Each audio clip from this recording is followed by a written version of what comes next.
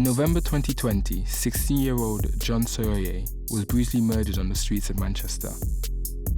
In the days after, a group of his friends joined a Telegram chat to vent their anger and grief. I lost someone I regard as not only a great friend, but also a family member. 18 months later, a court was told that the 10 teenagers in the chat were members of a violent and brutal gang who plotted a revenge attack. It was always like conspiracy to murder who, because that's not ever clear. The trial would result in all 10 being sent to jail for a total of 131 years. Police and prosecutors are conflating so-called gang behaviour with what is actually just normal black youth culture. One of them was Ade, a promising athlete and student. He'd been head boy at his school and offered a place to study law at university. He was one of the 4 teenagers convicted solely for their involvement in the group chat. They each got 8 years in prison. We are the next faces of the future.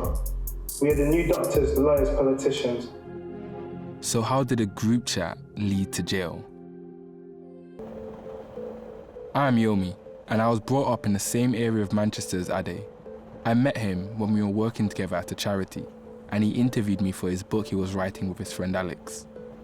I haven't seen him for a couple of years. I was shocked when I heard about his conviction. I'm going back to Manchester because I want to understand what happened. The gang planned to murder their rival following the killing of their 16-year-old leader in a revenge attack. In the days following John's murder, the M40 gang plotted their revenge in group chats. If it can happen to him, it can happen to anyone. Because everyone's in group chats now. Everyone's connected to everyone anyway. You know what I mean? I can find a link between me and the person sat next to me on a train if I wanted to, kind of thing. So it's like, everyone's connected. After reading the news reports, I was left with questions about the conspiracy law that was used in the case.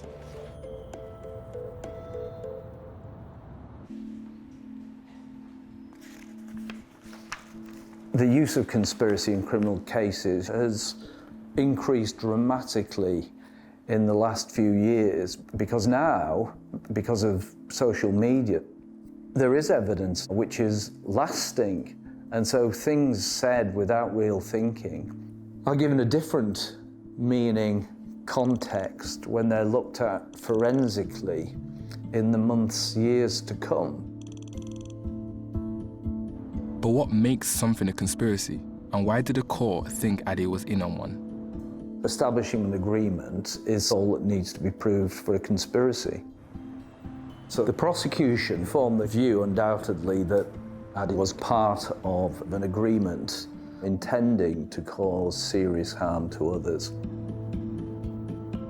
The central feature of the case against Ade was his contribution to the Telegram chat. Even though tributes were paid during the course of the chat to John, his life, their friendship, the conversation developed and there was talk of revenge.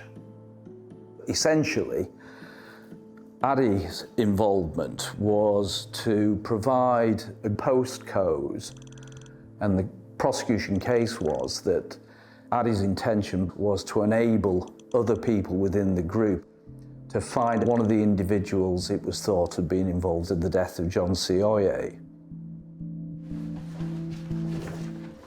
Roxy is a youth worker who knows Ade well and watched the whole trial. Ade shared a postcode in that chat. Nothing happened to that postcode. No one mentioned in that Telegram chat came to any harm. This is a bit I'm not getting. If no one mentioned in the chat Ade was in got hurt, then what were the revenge attacks I'd read about in the reports? And what exactly was everyone's involvement? So there were 3 incidences of harm. On November 10th, boy 1 and boy 2 were involved in a non-violent chase at their college. On December 16th, boy 1 used a knife against another young person whilst boy 3 was present. Then on the 28th of December, boy 3 went with 3 other individuals that we don't know who they are. And he was present when another person, again, had a knife used on them. And he was hit with a car. Okay, there was violence and people were hurt. But how did it link to the others in the trial? What you see is, despite the fact that actually at those harms, only 2 of the boys in the case were present and only 1 directly harmed someone, all of those are dragged in and said that they intended for those things to happen because they are all members of the same gang. So, only 2 people on trial were directly involved in the violence. The others were included because of social media and claims that they were in a gang. But what evidence did they use to show Ade as a violent gang member? There were 2, possibly 3 other pieces of evidence, again taken from phones. He had screenshot somebody else's conversation about gang violence in the context of the death of John Sioye. There was a similar piece of evidence which involved a person that had discredited his friend or slighted his memory, and Ade responded by saying, "If you say anything like that again, I'll kill you." Now, of course, in the context of a conspiracy to murder, the prosecution said that's powerful evidence. And also, there was on his phone an image of Ade holding a wad of cash. The prosecution said that was proof of gang membership. So, viewed in isolation, the strands of evidence may not have been individually compelling, but the prosecution said you put them together, and in the context of the Telegram chat, then it was sufficient for a jury to consider. This idea of Ade as a gang member just doesn't fit with the person who interviewed me for his book. Ade is an exceptional young man in many different fields. Rugby, yeah? What else you do? You do rugby, basketball, and what are you studying? Physics, chemistry, and biology. Say it with chest, bro. Come on. Physics, chemistry, and biology. This is the launch of Something to Say. So it's a project that Ade and Alex put together, which captures the experiences of young black people living in the community of Mostyn and Harper Hay. Exceptional young man. I know wherever you go next, whatever you do next, you're gonna smash it. Yeah? Here we go. All right, let's hear from you, man. Let's hear what you got to say. In the days after John's murdered, Ade was absolutely devastated. It was evident that he hadn't slept. He spoke about having no appetite at all to eat, and he'd been crying a lot. He really felt it. Right, so the first thing I'm going to talk about is something that happened to me recently that impacted me a lot in my life, that made me kind of depressed. On November the 5th, 2020, I lost someone I regard as not only a great friend, but also a family member. John was a very talented 16-year-old. We both had plans in the future. We both wanted to make our mums proud. Sadly, those plans have been cut short of him. So now I intend to fulfill those dreams for him. If his tragedy has taught me anything, is that young black people's voices need to be heard in this world. The government don't care about us. They don't care about anything we have to say. They don't want to believe that we are the next faces of the future.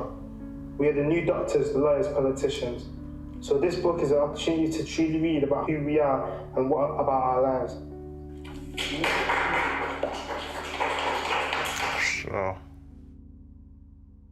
That's the first time I've actually watched it back since we did the launch. It's a lot. I think it's almost prophetic in what he says about, what he hopes for the future for young black people. We, as the community, need to continue to push back on the narrative of gang affiliation when actually it's just friendship and it's just people who have common goals and grew up together and are mates, basically. I was raised up in the jungle and the wars on guns and knives. Filling with drugs and crimes, but you can't go broke and strong survive. Oldest telling me take risks if I swing B cause I made bad 9. I'm going to meet a friend of Ade's from church. She also knew John, whose murder started all of this and had caused so much grief in the community. So, how did you know Ade? So, me and Ade went to the same church, and then we got like closer, I would say 2018 times, because obviously I feel like we're a lot more older, we're all kind of going through the same things, I guess, yeah. And then the craziness happened, I guess, you know. So Ade interviewed you for his book. Yeah. And like, what questions did he ask you? So the questions were around kind of being black in Moston. Okay. Yeah. I feel like being black in Moston has its good side, but also like its bad sides. Like I feel like you've got a community. Yeah, and once you've been in the area, you know that every door is linked to somebody who goes to your church, somebody who goes to your school, like, or someone who's just from your country. Every single door on the street. Yeah. John was portrayed as a gang leader in court, but to Ade and Tumi, he was a childhood friend from church and a talented drill artist. So we are at John's memorial. He was such like a big part of everybody's lives, and it's just a couple words on the floor now. But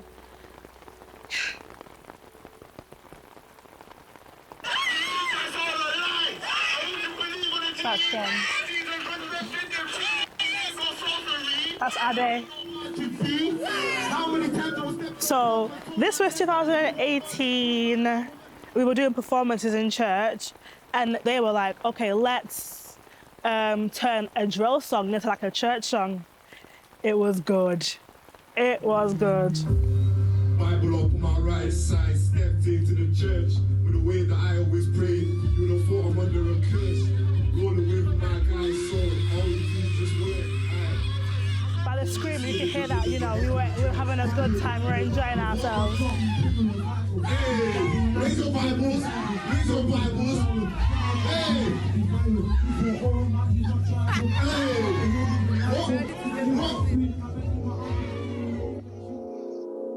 You think you know me? Outside of church, Ade wasn't part of the drill scene, but John and the others' involvement will play a big part in the prosecution's portrayal of them all as a gang. For old gang, we did it. Man still beat that corn like Skrillex. Aye, sweet one, come we bill it. On the Briscoe, that's blood, we spill it. So some of these boys were part of a music collective called M40 that made drill music, really like well-viewed and popular drill music. The prosecution said that actually this M40 music collective is a gang. And they started to build a narrative out of their videos to say, oh, you can see they are inherently violent people. Get whacked up if you've repped that purple. How they wanna try about gang when your broski don't got ching, got ching. Some of those lyrics touched upon some of the harms that we've explored, but only some of these boys wrote these lyrics.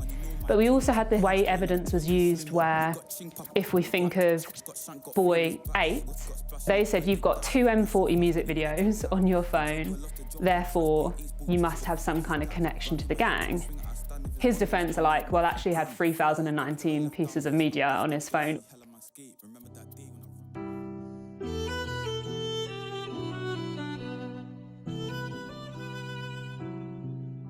The real challenge for these boys is that they were colliding with a jury and a public who have been told over and over again that black boys in this country are gang members. So it's already fact. They're not innocent until proven guilty. They're guilty the minute that they have stepped foot in there. I'm in Oxford meeting Nisha Waller, a criminologist who's researching these kind of trials. What did your research kind of bring to light in that case? So people were reaching out to me saying, have you heard of this case? Because it sounds like it's linked to what you're doing. What I've found is that the gang narrative has become a common feature of police and prosecution practice. And the gang exists, from my perspective, to construct a criminal character of the defendant and that common intention between the defendants. So even where a defendant's physical contribution to a crime was very little or none, the gang narrative helps to give a purpose to their minimal actions. Because if you're saying that the prosecution is aware of what they have to say and how they have to paint it for them to get the jury to believe this. So is this something that they want to believe or like, yeah? Firstly, the jury are meant to be a jury of your peers, which they typically aren't, right? So they are likely to buy into a prosecution narrative around, for example, drill being indicative of gang behaviour. What I find is that police and prosecutors are conflating so-called gang behaviour with what is actually just normal black youth culture, right? It's non-criminal actions that they have given a sinister meaning to infer gang membership.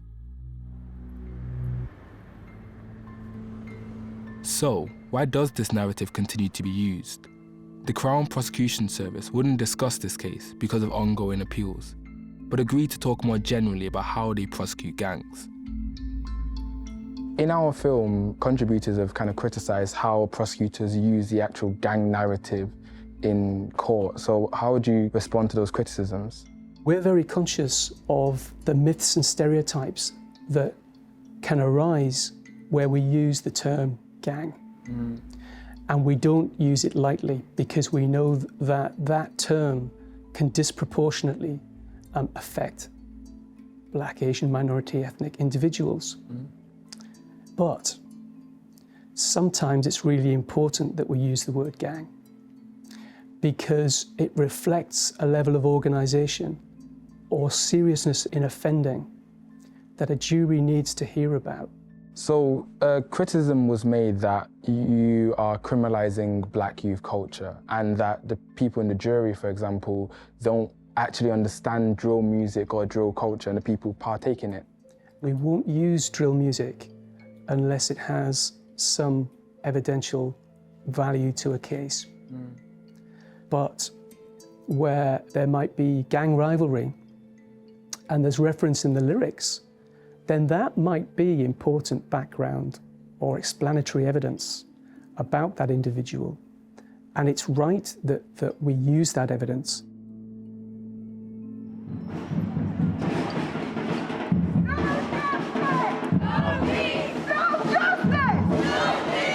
After the 3-month trial, the jury returned their verdicts, which were met with protests from the community.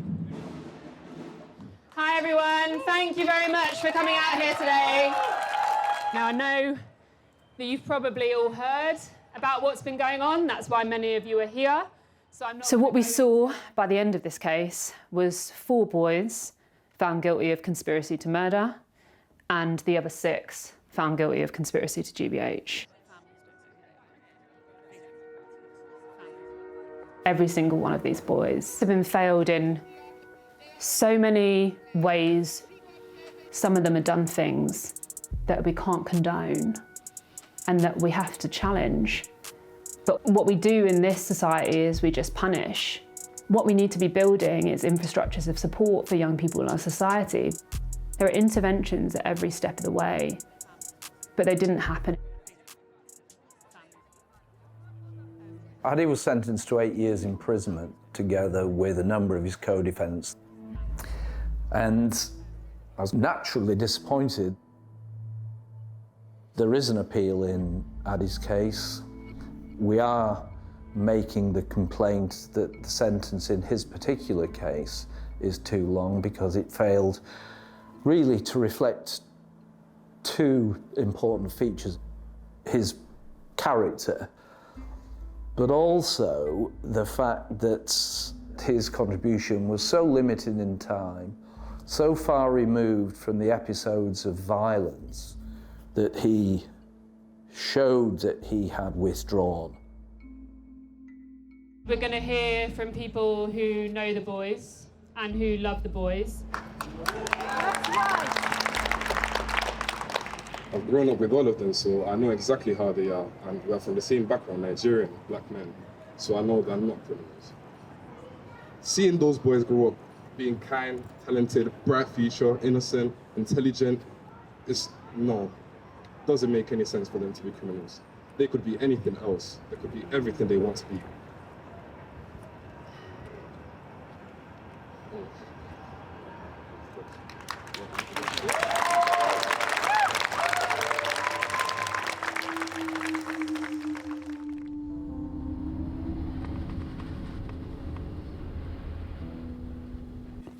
Out of all of them, I'm definitely not the smartest. I'm definitely not the most athletic. But because of all of them, I've been able to study and able to help my community. And I've not done that alone, it's through them. So just look at them the same way you look at me. It's extremely easy to go the wrong way, especially in North Manchester. Moston is extremely easy. In fact, if you don't actively try to, be straight, you'll eventually bend, and you won't even see yourself bending. You will not see yourself bending. There's so many steps that you have to take to just make sure that, first of all, you're not looked the same as another black boy's looked, as a gang member. You have to make sure that you're more than polite, more than respectful, to the point you lower your head for them, for everybody, so that they can see that, okay, I'm not the same as this black boy that's a murderer or something.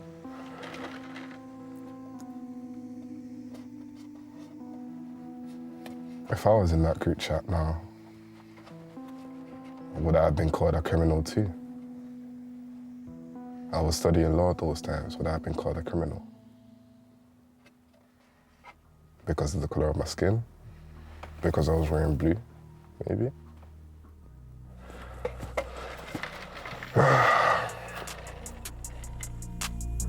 You think that rap for the club, I'm trying to make Popsy proud, like seriously. I wanna talk on my name when I never show nothing but love, like serious G. I give the cats that serious heat, dressed in black like serious G. Hit shots like George, I'm curious B. Monkey that I just put on my feet, still trying to get from A to B. Gotta make rats in a dirty kitchen. Today is a relaunch of the book that Alex and Ade interviewed me for. There's been a lot of talk about celebration today. We really aim to be there with our agents through moments of celebration and also moments of difficulty. And sadly, one of our agents, Ade, in recent years has faced unimaginable difficulty as a result of what we believe to be a huge miscarriage of justice. So over the course of today, we've dedicated a space for people to come to have a read of something to say and to leave a message of support for Ade. Hey Ade, I'm sorry for the injustice you've experienced. I appreciate your work, bro. You'll be free. Till then, your free mind can be a source of power. Injustice will not stand. You're a star. Thanks, bro. It's really beautiful. I'm not Ade, but I really feel this. I can feel it.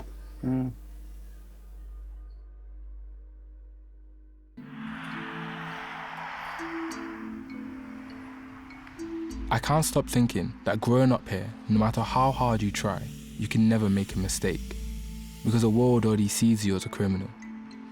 There's so much potential in these communities that could do good, but it's just been lost.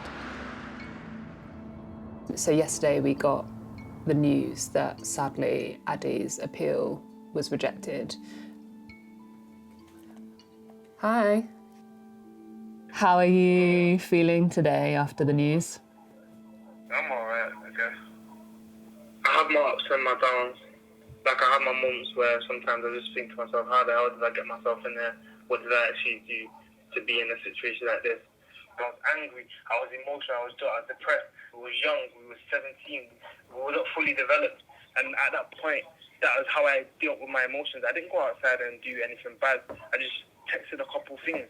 How do you feel about that though, right? That like, as a young person, you were doing everything like quote unquote right. And then you have this moment, very, very, very brief moment, which lasted maybe, 20 minutes or something like that. Yeah. And that's now the response to you. The text message that I sent, that was not me as a person. That's not the person who I am. Those are not my morals in life. You check my track record, I did every single thing right. I was captain of the rugby team, a captain of the basketball team. I got Sports Personality of the Year award. I was head boy. I was doing charity work. I made books to get young people's voices out in the community. I've been to Parliament. I've done every single thing right. And somehow, one little slip up has overweighed all my good things. Like, I think me being in prison is a waste of my time. I could be out in the world, making the world a better place, but instead, I'm stuck inside.